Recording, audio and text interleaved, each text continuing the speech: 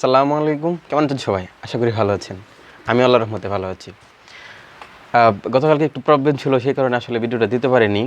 আজকে ইনশাল্লাহ 2টা ভিডিও একসাথে দিয়ে দিব, বা আজকে আবার নতুন পুনরায় প্রতিদিন আবার ভিডিও আপলোড হবে। আপনারা জানেন যে আমি ফটোশপ বিগিনার লেভেলের একটা টিউটোরিয়াল শুরু করেছি। অলরেডি আমরা 6টা ভিডিও দিয়ে দিয়েছি। এটা 7ম ভিডিও হবে হয়তো বা। আজকে আপনাদের জন্য একটা ইন্টারেস্টিং বা খুবই মজাদার একটা টুলস বলা যায়, অন্য একটা টুলসের মতোই, কন্টেন্ট অ্যাওয়্যার টুলস। এটা নিয়ে আমরা কাজ করব বা এটা দেখব। তাহলে চলুন দেরি না করে আমরা কি করি, পিসি স্ক্রিনে চলে যাই। হাই, দেখতে পাচ্ছেন আমি পিসি অন করে রেখেছি, সামনে ফটোশপ অন করে রেখেছি। কেন? কারণ যাতে ভিডিওটা বড়, আজকে ভিডিওটা এত বড় হবে না, খুবই ছোট হবে। কারণ হচ্ছে গিয়া এটা তেমন কাজ নাই, তবে এটা জানা আমাদের দরকার, খুবই দরকার। ওই কারণে আমরা এটা জানতেছি কন্টেন্ট অ্যাওয়্যার টুল সম্পর্কে। আপনারা জানেন আমি একটা কি নিয়ে রেখেছি, আমাদের ক্যানভাস নিয়ে রেখেছি। আপনারা যে কোনো একটা ক্যানভাস নিয়ে রাখবেন, আমি রাখলাম যাতে কাজের সুবিধার জন্য। জানেন কীভাবে ক্যানভাস নিতে হয়, আমি প্রথম ভিডিওতে দেখিয়েছি।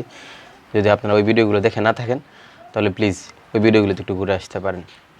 আমি আপনাদের সামনে যে ক্যানভাসটা রেখেছি সেটার একটু কারণ আছে। কারণটা হচ্ছে গিয়ে, আমরা ওই দিন কিছু শর্টকাট বলেছিলাম যে কন্ট্রোল ব্যাকস্পেস দিলে কী হবে, আপনার ব্যাকগ্রাউন্ড কালারটা যেটা এটা আসবে আপনার ক্যানভাসে। আমি যদি ব্যাকগ্রাউন্ড কালারটা চেঞ্জ করে দিই, ধরেন আমি এটাকে এই কালার দিয়ে দিলাম। হ্যাঁ, আমি যখন কন্ট্রোল ব্যাকস্পেস দিই, দেখছেন ব্যাকগ্রাউন্ড কালারটা চলে আসছে। ব্যাকগ্রাউন্ড কালারটা কিন্তু এরকম। আর আমি যদি অল্টার ব্যাকস্পেস দিই, তাহলে আমার ফরগ্রাউন্ড কালারটা কী আসবে, ক্যানভাসে চলে আসবে।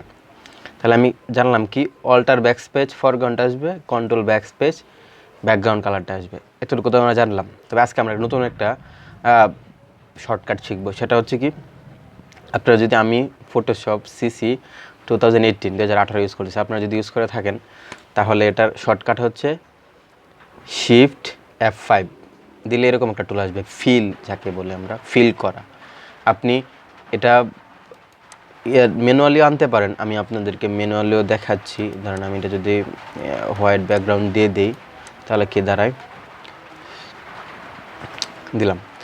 আপনারা যদি ম্যানুয়ালি আনতে চান তাহলে আপনারা এডিটে ক্লিক করবেন, দেখবেন ফিল লেখা আছে। এডিটে ক্লিক করার পর ফিল আসবে, ফিলে ক্লিক করলে এরকম আসবে, বুঝতে পারছেন?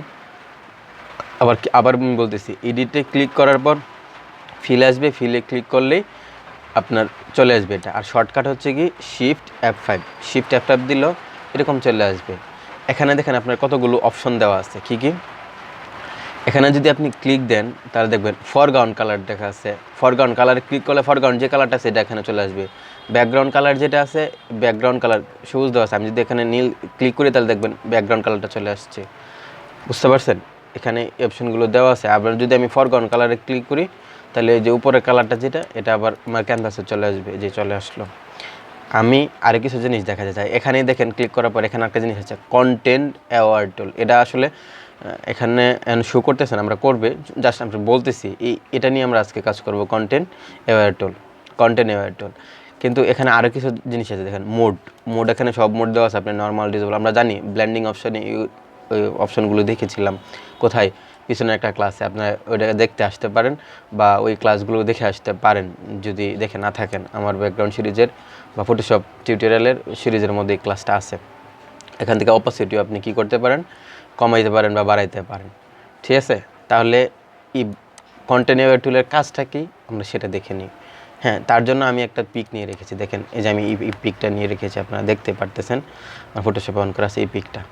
আমরা এখানে কি করব, কন্টেন্ট অ্যাওয়্যার টুল নিয়ে কাজ করব। কন্টেন্ট অ্যাওয়্যার টুলের কাজটা কি? কন্টেন্ট অ্যাওয়্যার টুলের কাজ হচ্ছে কোনো কিছু রিমুভ করা। কন্টেন্ট অ্যাওয়্যার টুলের কাজ কি?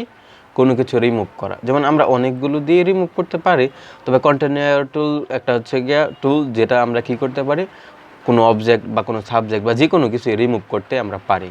কীভাবে পারি আমরা দেখি, আপনাদেরকে দেখাচ্ছি। ধরেন আমি এটা ব্যাকগ্রাউন্ড লেয়ার, আমি এটাকে কী করলাম, একটা কপি করে নিলাম। কীভাবে কপি করব, এটা এখানে ক্লিক করব, তাহলে কপি হয়ে যাবে। আপনারা যদি চান যে আমি এভাবে করব না, আমি শর্টকাট করব, তাহলেও করতে পারেন। কন্ট্রোল জে দিলে এটা কী হয়ে যাবে, একটা কপি হয়ে যাবে। আচ্ছা ঠিক আছে, এটা হইলো। এখন আমি কন্টেন্ট অ্যাওয়্যার টুলটাকে কাজ করার জন্য বা কাজে লাগাইতে গেলে আমাকে কি করতে হবে, কন্টেন্ট অ্যাওয়্যার টুল কাজে লাগাইতে হলে অবশ্যই আমাকে যে সাবজেক্ট বা অবজেক্টটাকে আমি রিমুভ করব তাকে সিলেক্ট করে নিতে হবে। প্রথমে মনে রাখবেন, তাকে কি করে নিতে হবে, সিলেক্ট করে নিতে হবে। তাহলে আমি যে কোনো একটা টুল দ্বারা সিলেক্ট করে নিলাম। ধরেন আমি লেসো টুল নিলাম, নিয়ে আমি এখান থেকে ধরেন এটাকে এভাবে কী করলাম, ধরেন আমি সিলেক্ট করে নিলাম, এত সুন্দর করতে হবে না, আমি সিলেক্ট করে নিলাম। নেওয়ার পর আমি এখন কি করব, কন্টিনিউ টুল এখানে ইউজ করব। তাহলে আমি কি করব, শিফট F5 ক্লিক করব।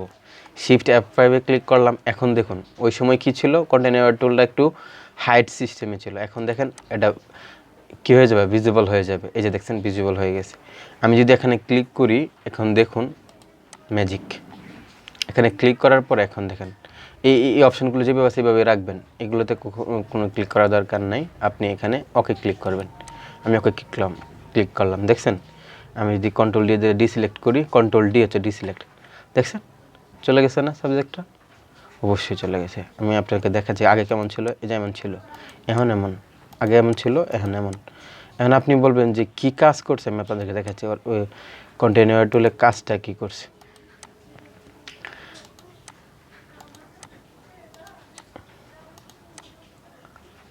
দেখছেন ও কিন্তু এটাকে কি করে দিছে, রিমুভ করে দিছে।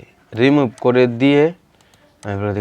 করে দিয়ে আশেপাশের এরিয়াগুলো থেকে সে তার যে সোর্স কালেক্ট করে এটাকে সে আবার ফিল করেও দিছে। কন্টিনিউ টুলের কাজটা কি জানেন, মানে আপনি যেখান থেকে তাকে রিমুভ করবে, রিমুভ করার পর ওই রিমুভকৃত জায়গাটার আশেপাশের কিছু জায়গা নিয়ে সে কী করবে, যে জায়গা থেকে আপনি রিমুভ করছেন ওই জায়গাটাকে আবার সে ফিল করে দেবে। এরকম দেখেন আপনি, এই যে দেখুন, লক্ষ্য করুন, এটা হচ্ছে পিক থাকার পর আমি যদি এটাকে রিমুভ করি, এই যে দেন এই জায়গাটা কিন্তু সে ফিল করে দিছে আবার, বুঝতে পারছেন? তাহলে কন্টিনিউ টুলের কাজটা আমরা বুঝতে পারলাম। এখন লক্ষ্য করুন, এটা কন্টিনিউ ক্লিক করার সময় আরও কিছু কাজ থাকে এখানে। আমি যদি এটাকে ওই জায়গায় যাই যেখানে ছিলাম আমরা, হ্যাঁ, যে এটা কি হয়, রিমুভ কিভাবে হয়। এখন আমরা কন্টিনিউ টুলের আরেকটা টুল আছে, যখন আমরা গত ক্লাসে কি পড়েছিলাম আপনারা দেখুন, গত ক্লাসে আমরা যে স্পট হিলিং ব্রাশ টুল পড়েছিলাম, সেখানে একটা আছে কন্টেন্ট এওয়ার মুভ টুল। এটাও কিন্তু কন্টিনিউ টুলের একটা পার্ট। আমি এই টুলটা আজকে দেখাই দিই যাতে আমরা পরবর্তী এর জন্য ক্লাস না করতে হয়। কন্টিনিউ এওয়ার মুভ টুলটা যদি আমি এখানে ক্লিক করি, তাহলে লক্ষ্য করুন এখানে কিছু অপশন আসছে আর এটা চলে আসছে। এটার কাজ কি আমি আপনাদেরকে দেখাচ্ছি। এটার কাজ হচ্ছে গিয়া, আমি একটা নতুন নিউ লেয়ারে কাজ করি। ধরেন আমি একটা নিউ লেয়ার ক্রিয়েট করলাম, এটাকে রিমুভ করে দিলাম। আর এটা আপনার এখানে ক্লিক থাকবে না, এখানে এরকম থাকবে, তখন এটা কাজ করবে না। আপনারা সিম্পল অল লেয়ারে ক্লিক করে রাখবেন, তাহলে এটা নিউ লেয়ারে কাজ করবে। আমি যদি এটাকে কপি করি, তাহলে কি হয়ে যাবে, এটাকে কপি করে ধরেন আমি এখানে রাখলাম। হ্যাঁ, আমি যদি এখন ওকে ক্লিক করি, তাহলে দেখবেন এটা রিমুভ হয়ে যাবে আর এখানে এটা ক্রিয়েট হয়ে যাবে। এই যে দেখুন, কন্ট্রোল ডি, এটা কিন্তু রিমুভ হয়েছে না, ডবল হয়েছে। কেন ডবল হয়েছে আমি আপনাদেরকে আবার বলে দিচ্ছি। আমার ডবল হওয়ার কারণ হচ্ছে, এই যে দেখুন এখানে এক্সটেন্ড একটা অপশান আছে। আমি আপনার বলেছিলাম এখানে ক্লিক করলে কতগুলো অপশান আসবে। এই এক্সটেন্ডে এখানে মুভ থাকবে, আপনাদের প্রথমে মুভ থাকবে। এখন যদি আমি এখানে ক্লিক করে দেখবেন ওইটা ডিলিট হয়ে যাবে। হ্যাঁ দেখবেন এটা ডিলিট হয়ে গেছে, এখানে এটা চলে আসছে না। কিন্তু আমি যদি এটাকে এক্সটেন্ডে ক্লিক করি, তাহলে এটা ডিলিট হবে না, এটা কী হয়ে যাবে, কপি হয়ে যাবে। হ্যাঁ, এখন যদি আমি ওকে দিই, দেন এটাও থাকবে, এটাও থাকবে, দেখছেন দুইটা হয়ে গেছে। আরেকটা জিনিস দেখায়, উপরে আরেকটা অপশান আসছে। আপনি যখন এক্সটেন্ডে রাখবেন, তখন এখানে অপশান আসছে স্ট্রাকচার, তারপর হচ্ছে কালার, আর এখানে আছে একটা ট্রান্সফর্ম অন ড্রপ। এটা যদি আমি ক্লিক করে না রাখি, তাহলে কি হয় আপনাদেরকে আমি দেখাচ্ছি। ধরেন আমি এখানে এটা মুভ করে দিলাম, তাহলে আমি এখানে ক্লিক করব, ডাইরেক্ট এটা হয়ে যাবে, দেখছেন এটা হয়ে গেছে। আর আমি যদি এটাতে ক্লিক করে রাখি, তাহলে দেখবেন একটা ট্রান্সফর্ম করার জন্য আপনার একটা অপশন চলে আসবে। আমি যদি এখানে রাখি, দেন ট্রান্সফার করার জন্য অপশন চলে আসবে। এটা আপনি ছোটো করাতে অনেক সময় কাজ করে। ধরেন আমি এটাকে ওই জায়গায় নিয়ে গেলাম এবং এটাকে ছোটো করে দিলাম, কারণ আমি দূরে নিয়ে গেলাম, দূরে নিলে জানে ছোটো হয়। আমি যে ছোটো করে দিলাম, ওকে দিয়ে দিলাম, এটা রিমুভ হয়ে যাবে, ওইটা থেকে যাবে, ঠিক আছে। এটা হচ্ছে গিয়ে ট্রান্সফর্ম অন ড্রপের কাজ। আরও কিছু জিনিস এখানে দেখুন, স্ট্রাকচার, কালার, এগুলোর কাজ কি, আপনি যখন এটা ক্লিক করবেন তখন এটা এরকম হয়ে যাবে, কিন্তু আপনি সিলেকশনটাকে ডিসিলেক্ট করবেন না, সিলেকশন অবস্থায় রাখবেন। এবং আপনার এই স্ট্রাকচার আপনি বাড়ালে কি হয় দেখুন, স্ট্রাকচার যখন আপনি বাড়াবেন, দেখুন আশেপাশের সবগুলো স্ট্রাকচার স্যাচুরেশন সবগুলো সহ একসাথে নিয়ে যাবে। দেখছেন আমি স্ট্রাকচার যখন ফুল দিব তখন এরকম হচ্ছে, আর আমি যদি জিরো দিই তাহলে দেখুন, দেখছেন স্ট্রাকচারগুলো কমে নিয়ে মানে ছবিটাকে অন্যরকম করে দিচ্ছে। আর আমি যদি ফুল দিই তাহলে দেখুন আশেপাশের এরিয়াগুলো অন্যরকম হয়ে যাচ্ছে।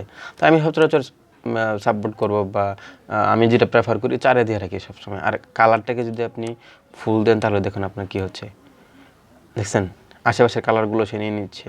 আর যদি আমি 0 দিয়ে রাখি দেখেন ওই কালারগুলো সে ওই রকমভাবে রাখতেছে। আর যদি আমি কালার ফুল দিয়ে রেখে তাহলে আগের কালারটাকে সে এই ভিতরের কালারে নিয়ে নিচ্ছে।